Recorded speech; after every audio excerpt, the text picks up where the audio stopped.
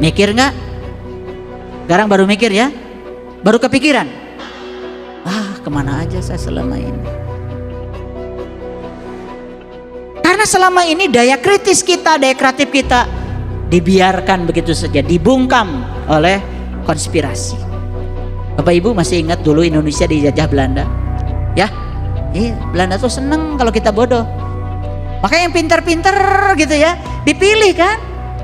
Dipilih. Yang mau sekolah itu dipilih. Karena apa? Begitu dia pinter nanti jadi bebas, pikirannya jadi terbuka, bisa membahayakan mereka. Makanya semua orang-orang yang berkuasa di dunia ini pasti akan menciptakan sistem untuk membungkam kita supaya kita tetap di jalan yang bodoh. Karena kalau pintar dikit nanti berontak. Termasuk dalam bidang agama. Ya, kalian kan mau berdoa aja harus sama Pak Kiai. Biar Pak Kiai punya jasa. Saya lebih dekat sama Allah. Kalau mau doa, ke saya aja. Bayar. Nanti biar saya doakan. Begitu? Seolah-olah kita ini jauh dari Allah. Padahal Allah bilang, aku bersama kamu, lebih dekat daripada urat nadi lehermu. Setiap manusia punya akses yang sama kepada Allah.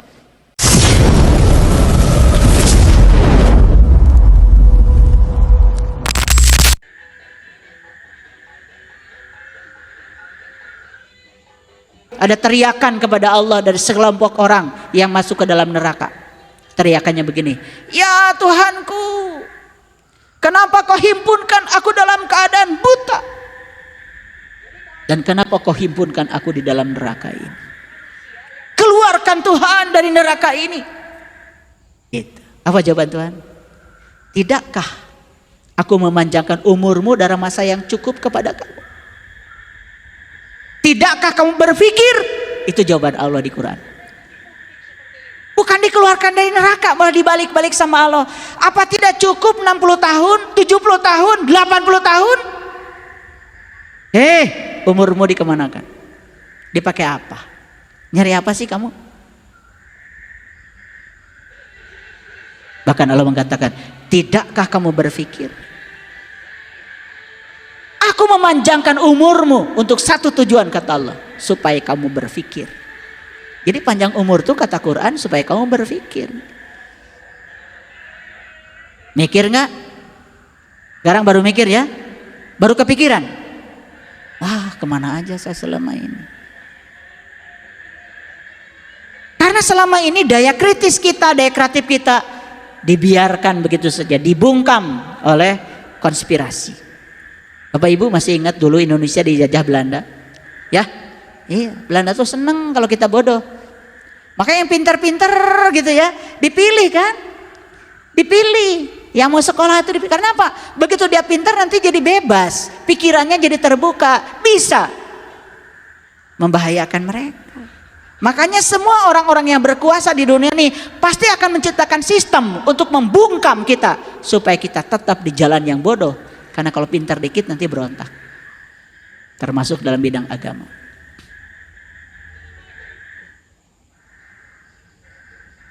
Ya, kalian kan mau berdoa aja harus sama Pak Kiai. Biar Pak Kiai punya jasa. Saya lebih dekat sama Allah. Kalau mau doa, ke saya aja. Bayar. Nanti biar saya doakan. Begitu? Seolah-olah kita ini jauh dari Allah. Padahal Allah bilang, aku bersama kamu, lebih dekat daripada urat nadi lehermu. Setiap manusia punya akses yang sama kepada Allah. Tapi kita nggak percaya diri. Betul apa tidak? Kenapa nggak percaya diri? Karena dibuat tidak percaya diri. Supaya ada orang yang merasa berjasa, seolah-olah dia bisa mengantarkan kita kepada Allah. Teori konspirasi. Lanjut dulu. Dan kami menjadi orang-orang yang menyaksikan. Ini kata-kata yang luar biasa. Wa nakuna 'alaiha minasyahidin. Masih ingat Bapak Ibu kajian Shiratal Mustaqim? Orang yang dapat nikmat ada berapa golongan? Ada 4. 1, para solihin. 2, para syuhada. 3, para siddiqin. 4, para nabi. Yang dapat nikmat cuma 4 golongan. Nah makanya di sini ya, umatnya Isa pun ingin menjadi syahidin, ingin menjadi para penyaksi. Menyaksikan siapa? Menyaksikan jati dirinya, menyaksikan hidangan dari langit. Jadi hidangan dari langit itu hakikatnya adalah Allah.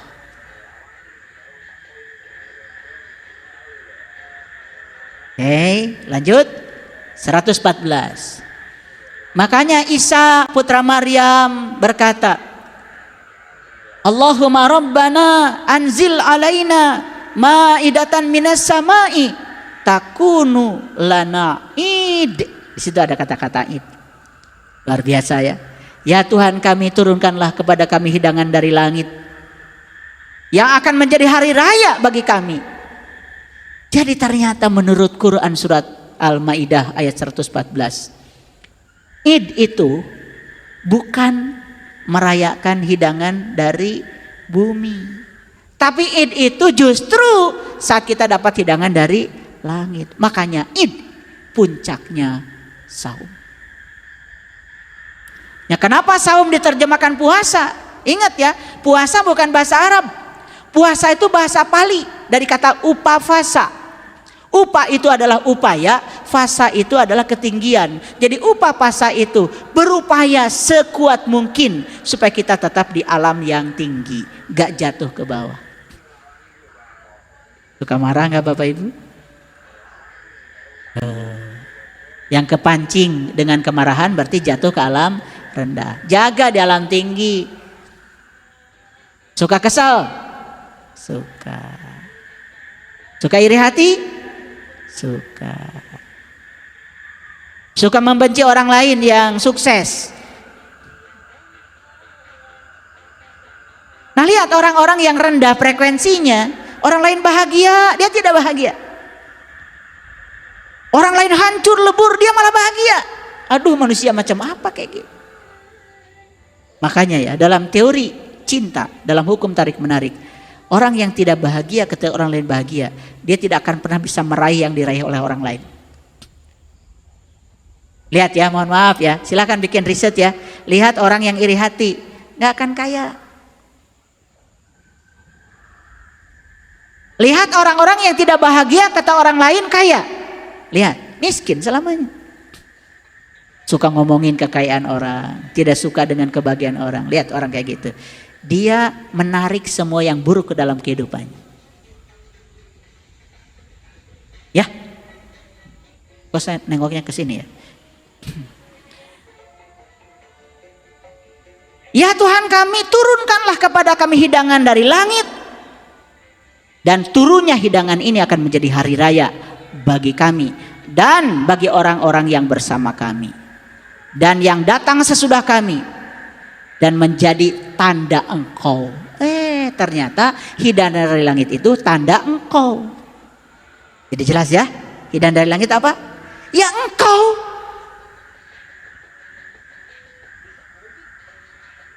Berilah rezeki kami, dan engkaulah pemberi rezeki yang paling utama. Makanya ini menjadi doa yang diajarkan oleh Nabi Isa. Allahumma rabbana anzil alaina ma'idatan minas sama'i takunu lana id. Suka baca doa ini kalau Idul Fitri? Hah? Boro-boro kakarage nyaho ayeuna.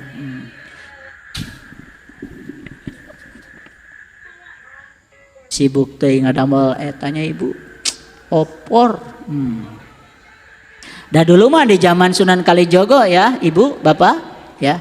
Idul Fitri teh dirayakan dengan membuat kupat. Jadi kupat itu bahasa Jawa. Terus jantan bahasa Sunda aya nama. Kupat teh laku sing papat.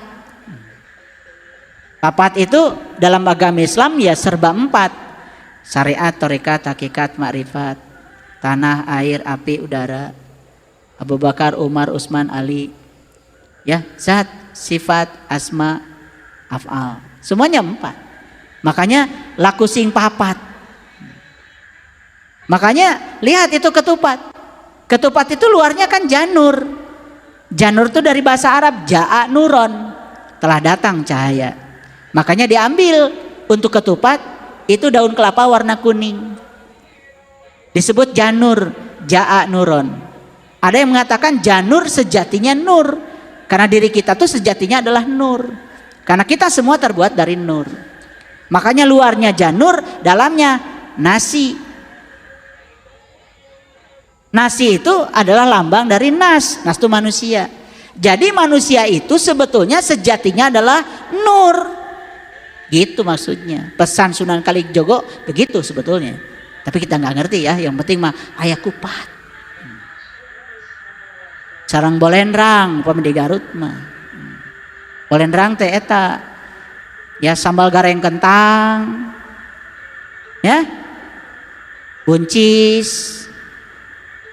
Kacang. Itu ya. Nah, nanti itu kalau karena lebaran bikinnya banyak kan? Nah, karena serakah nggak kemakan, maka lalu dicampur. Dikasih minyak jelantah. Jelantah tuh bahasa Indonesia, bahasa Sunda nama jalan tah, tah jalan, itu maksudnya.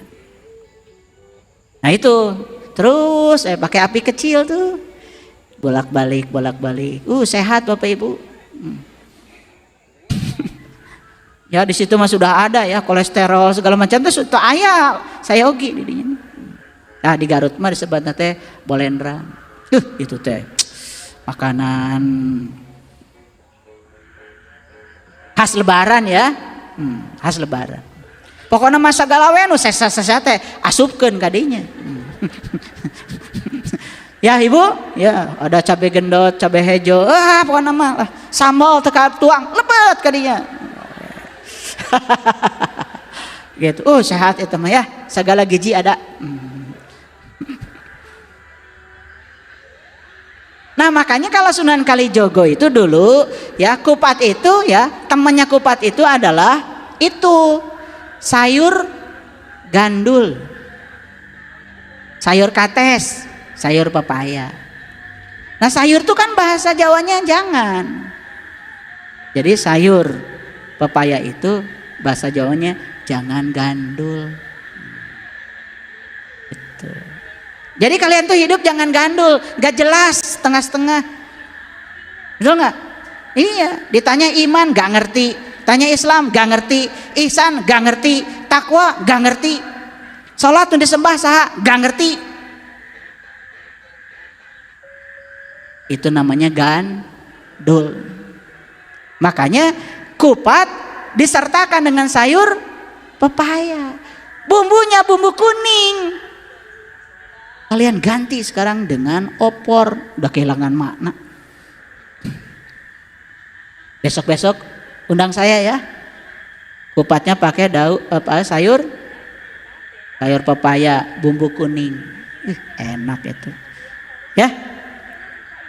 Kalau nggak punya pepaya tuh ngambil aja di kebun saya banyak di Jelkong. Jadi cerita masakan ya.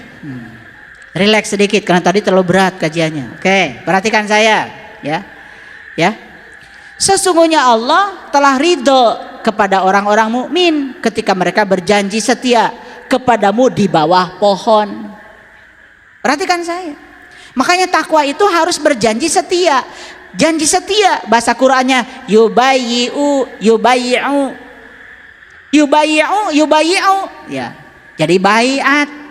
Tuh. Makanya kalau kita mau apapun harus berbaiat, melakukan ikrar. Pejabat aja mau menjabat jabatan tertentu berbaiat, betul nggak? Makanya Bapak Ibu harus punya komitmen. Mau nggak melakukan perjalanan terbang ke langit, mengambil hidangan dari langit? Berkomitmen dulu. Pada siapa? Ya pada dirimu sendiri, nggak usah sama orang lain. Itu transaksi dengan diri kamu sendiri. Makanya dikatakan di sini ya, sesungguhnya Allah telah ridho terhadap orang-orang mukmin ketika mereka berjanji setia kepadamu di bawah pohon. Kok berjanji setia di bawah pohon? Pohon apa? Pohon zaitun. Mana pohon zaitun? Ini pohon. Ini buah tinnya. Luar biasa Quran.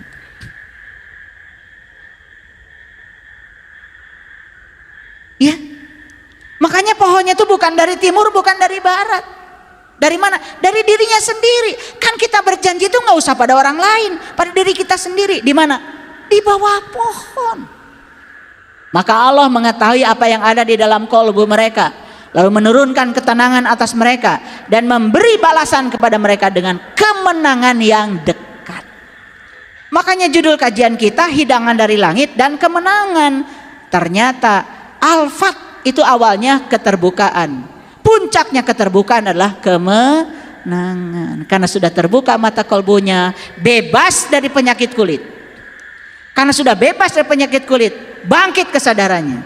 Jadi manusia yang sadar kembali, sadar pada jati dirinya, kembali kepada fitrahnya yang asli, kembali memiliki kesadaran Adam yang pertama diberikan Allah. Maka ketika dia pulang, itulah kemenangan. Maka bahasa Qur'annya ya, Fathan Qorib, itulah kemenangan yang dekat. Dekat apa jauh Bapak Ibu? Dekat apa jauh? Di mana kemenangan itu adanya? Di sini. Sudah tersedia sekarang? Sudah tersedia. Tinggal Bapak Ibu melepaskan semua hambatan-hambatan. Kenapa selama ini kita tidak menang terus? Lihat saya semuanya. Ibu-ibu kalau nyapu, cari yang kotor, cari yang bersih.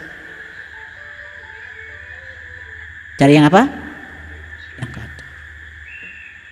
Ketika dibuang yang kotornya, sisanya apa? Jadi bersih itu buatan kita atau sifat alami dari alam semesta? Sifat alami. Coba buang yang kotor-kotor, kan sisanya bersih. Ibu bapak tidak menciptakan bersih. Bersih itu sifat alami. Kita itu cuma membuang kotornya saja. Jadi bahagia itu sifat alami. Hidangan dari langit itu sifat alami, sudah tersedia di sini. Di sini Bapak Ibu. Buang aja semua hijab-hijabnya.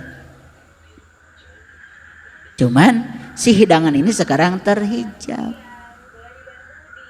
Oleh apa? Oleh diri palsumu. Karena selama ini sejak dari lahir sampai sekarang kita lebih banyak menjadi orang lain ketimbang jadi diri kita sendiri. Kita lebih banyak di jalan orang daripada di jalan kita sendiri. Bapak Ibu, sampai ayat ini terasa nggak kerennya Al-Quran? Keren nggak Al-Quran? Ih, keren ya.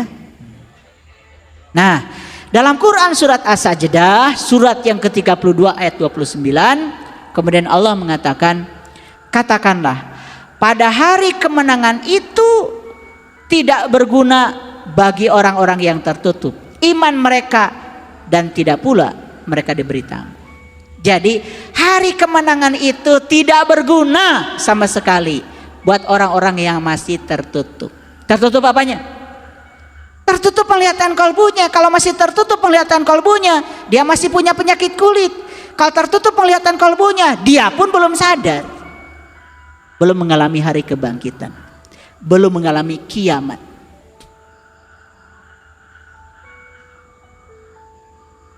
Buat apa Bapak Ibu nunggunya hancur alam semesta? Maka umuran. Ya, sudah kiamatkan aja diri kita saat ini. Saya mau bangkit dari kebodohan. Saya mau bangkit dari ketidaksadaran. Saya mau bangkit dari penyakit kulit yang menghujam diri saya. Saya akan bangkit dari ketertutupan mata kalbu saya. Kapan? Sekarang juga. Biar saya bisa pulang muni ayat innalillahi wa inna ilaihi raji'un. Jadi Allah mengatakan, pada hari kemenangan itu tidak berguna bagi orang-orang yang tertutup iman mereka dan tidak pula mereka diberi tanggung.